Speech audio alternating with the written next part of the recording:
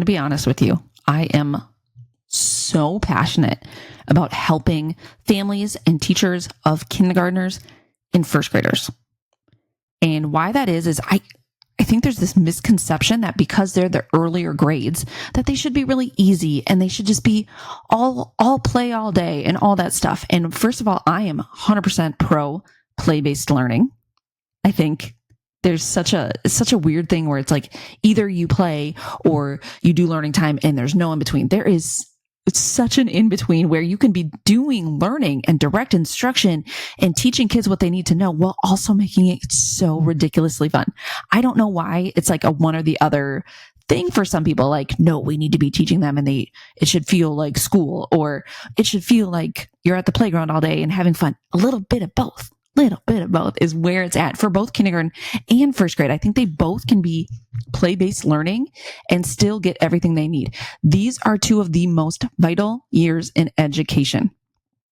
And this is why I'm going to give you a little visual here. I'm going to make a little graph. Oops, is it going to work here? There we go. Make a little graph. I'll do my best here. Let's say that this long black line, that is right now. Okay, that is today. This is a little timeline of our children's life. That is today. Now, we have these different, please work for me. There we go. We have these different lines.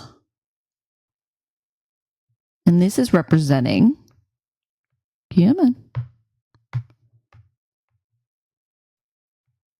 Oh, it's being such a little booty.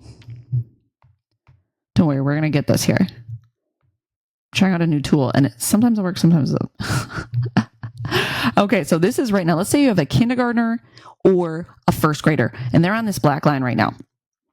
And you'll notice these 4 lines, they're kind of close together right now, right? This is indicating where your child is with their education. We have this line up here. This means your child's doing really well. Like they are right on track with the things that they're supposed to know. They're feeling confident. They're moving in the right direction and everything's looking really good. This line a little bit below it, this is like, okay, they're doing pretty good. They're growing. They're making good progress. They're not quite where they should be, but you know what? They're making really good gains and sticking with it. Then we got these 2 lines down here. I'm not going to spend too much time on the lines below, but we need to recognize that they're there because it's an option here. And what these 2 lines represent is they're really not doing well. Like this, it's a struggle. It's a struggle to motivate them. I can tell that they're falling behind their peers. And this bottom one it's very difficult. Like, you know that something's going on, that it's not good. But you'll notice that right now, where your child is, if you have a kindergartner or if you have a first grader, these 4 lines, I'm going to change color a little bit. We'll go with yellow. These 4 lines, they're not, and actually I just did yellow. Sorry. I'm sorry. Got a new tool and now I'm just getting too fancy with it. They're not that far away from each other. And why this is so important is you'll notice as time goes on, what is happening to the line. Let's say this is first grade. Let's say this is second grade. Let's say this is third grade. Or if you start with the first grade, it's second grade, third grade, fourth grade. You know, you get what I'm saying. All of a sudden, the gaps between are much larger. This is what I call a molehill problem. Like they're the little problems. They're little molehills to try to get from one to the other. Because ideally, obviously, don't we want all our kids up here? Like, yeah, they're crushing it. They're doing great. They're right on track. They're just doing really well. That's where we want all our kids. And to take a kid from here to here, this is right now today is a molehill problem as much as it's going to be. Okay, because the longer you wait, now you have what I call a mountain problem. Not gonna let me do it. It stopped working. It says mountain on there. Oh my gosh, technology. I love it and I hate it all at the same time. That says mountain. You get what I'm trying to say, right? We go from a molehill to a mountain problem. And why my passion runs so deep for kindergarten and first grade is because research shows that if we can help them with these molehill problems now when they're young, that they'll stay up on these top lines. they'll stay where we want them to be, one of these top 2 lines. And then if we wait until they're in 2nd, 3rd, 4th, 5th grade to find them help, it's much less likely that we're going to get them there because it's such a bigger mountain to climb. And every day that we wait, we're adding on a layer of difficulty. Because there's another thing I like to call, and we'll see if this lets me actually do it. I call it the 2-headed dragon. Okay. When you're in kindergarten, in 1st grade, if you have a kid who's struggling, this is my dragon. I'll give it ears. That's my dragon. It has fire coming out. You have what I call the 1-headed dragon because it's really just skills. At this point, when they're super young, they just need to really work on the skills. So that's the dragon we need to slay right there. As your kids get older, 2nd, 3rd, 4th grade, what I've noticed after working with thousands of kids this age is there's a new dragon head that appears the older they get. That's the 2-headed dragon. That's what it is. And that is now their mindset.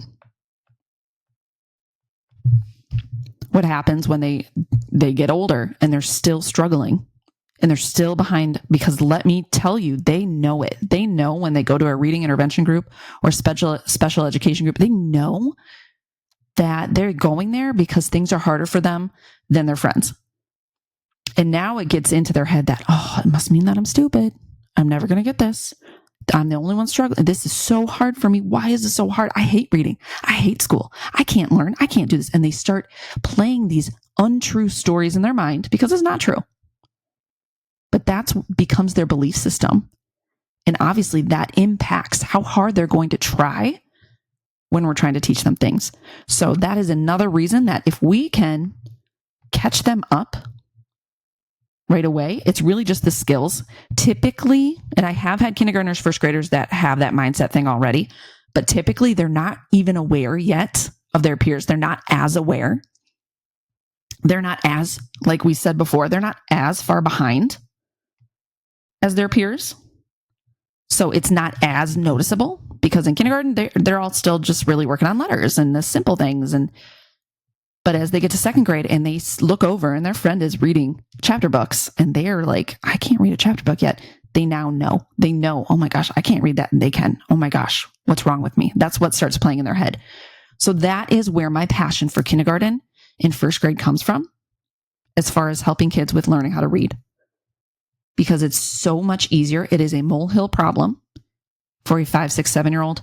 It is a mountain problem for children 8 plus up into adulthood till you're 99. It's a mountain problem because now you're dealing with filling in the gaps, finding the gaps, filling in the gaps in your child's mindset and their belief about themselves. And it's not always easy to support that. So my call to action for you, if you are a parent with a kindergartner or 1st grader, and you are noticing they're not quite on that top line. Top line is like, I know they got it. They're doing great. I know it. If they are on any of the other lines, even the one right below it, take action today. Find a solution today. It could be our Miss Buddy Reads Kit. We'd love to have you where we support you and help you get your kids on track at home for less than $1 a day. At least right now, jump in now while it's less than $1 a day. And we get them to that top line. Or find a private tutor. Make sure they're qualified and know what they're doing, or teach them yourself. Make sure you read up on best practices and really what is the best way to teach them, because it is very proven the best way to teach kids, especially if they're struggling. But that is totally an option. But do it today. That is my call to you if you know your child's not on that top line. If you have a child that is 2nd grade on up and you know they're not on that top line, and you know now, okay, we got the 2-headed dragon that we're fighting. We're on the mountain. Okay. All right, let's go. Yeah. The best time to help your child. What is that saying? The best time to plant a tree is 20 years ago. The second best time is today.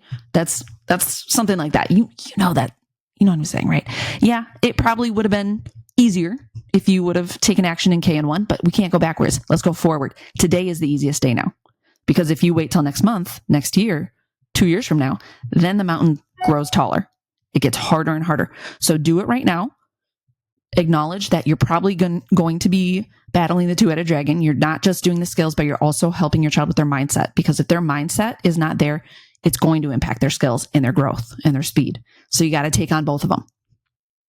So again, our Miss Buddy Reads Kit, we work on both. We do mindset and we do skills. So it could be a great option. Look into it, see if it's a good fit for you. Otherwise, again, take action today. If your child is not on that top line where you're like, I know they're okay, I know they're doing great, take action today. That is my big message to everybody, especially K-1 families. I know it can be tempting to be like, oh, they're so young. They'll be fine. It'll click eventually. That's a tempting thought. It goes through my own mind with my own son. Oh, he'll be fine. He'll get it eventually. Okay. Yeah, he'll get it eventually, but he'll have created this huge gap of where he's supposed to be because it took him so long to get there on his own. Don't make your kids do it on their own. Get them help. Help them yourself. Find help. Let's get them reading. And again, if you want to check out the Miss Buddy Reads Kit, I'm going to link more information down below so you can check it out. Otherwise, take action. You got this. You're crushing it. You're an amazing parent. And I think every parent needs to know that you're an amazing parent. Just by watching this, it tells me everything I need to know.